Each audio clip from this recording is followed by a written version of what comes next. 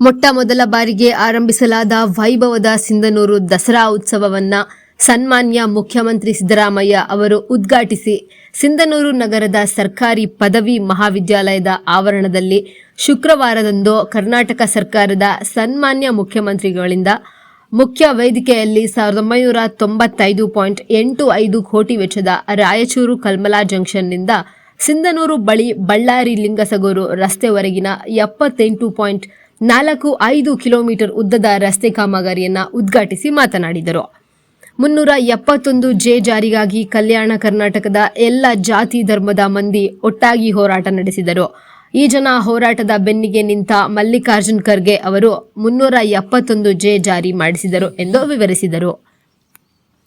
ಇದೇ ಸಂದರ್ಭದಲ್ಲಿ ಕಲ್ಯಾಣ ಕರ್ನಾಟಕದ ಅಭಿವೃದ್ಧಿಗಾಗಿ 371 ಜೆ ಜಾರಿ ಆಗ್ರಹಿಸಿ ಹೋರಾಟ ಸಂಘಟಿಸಿದ ಎಲ್ಲ ಜಾತಿ ಧರ್ಮಗಳ ಹಿರಿಯ ಹೋರಾಟಗಾರರನ್ನ ಇದೇ ದಸರಾ ವೇದಿಕೆಯಲ್ಲಿ ಸನ್ಮಾನಿಸಿದ ಬಳಿಕ 371 ಜೆ ಸೃಷ್ಟಿಸಿದ ಅವಕಾಶದಲ್ಲಿ ಪ್ರಮುಖ ಹುದ್ದೆಗಳನ್ನು ಪಡೆದುಕೊಂಡ ಸಿಂಧನೂರಿನ 10 ಮಂದಿಯನ್ನು ಸನ್ಮಾನಿಸಲಾಯಿತು.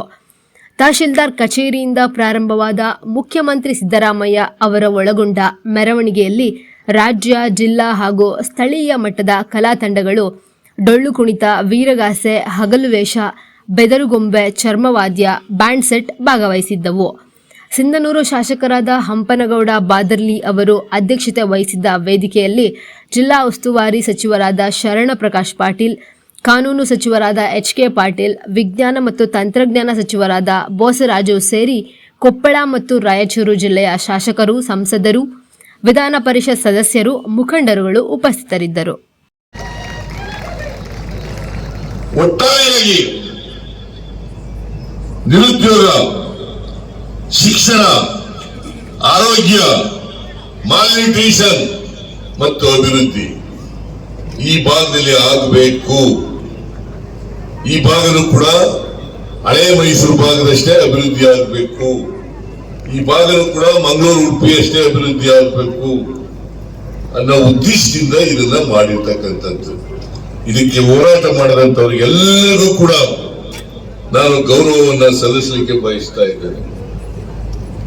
ವಿಶೇಷವಾಗಿ ಮಲ್ಲಿಕಾರ್ಜುನ ಖರ್ಗೆ ಅವರಿಗೆ, ಧರ್ಮ್ ಸಿಂಗ್ ಅವರಿಗೆ ಮತ್ತು ಈ ಮನಮೋಹನ್ ಸಿಂಗ್ ಅವರು ಪ್ರಧಾನಮಂತ್ರಿ ಆಗಿದ್ರು.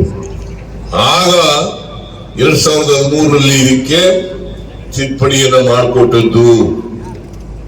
ಈ ತಿದ್ದುಪಡಿ ಆಗಲಿಕ್ಕೆ ಶಿಫಾರಸು ಮಾಡಿದವರು ಶ್ರೀಮತಿ ಸೋನಿಯಾ ಗಾಂಧಿ ಅವರು ಮತ್ತು ರಾಹುಲ್ ಗಾಂಧಿ ಅವರು ನನ್ನನ್ನು ಮರೀಲಿಕ್ಕೆ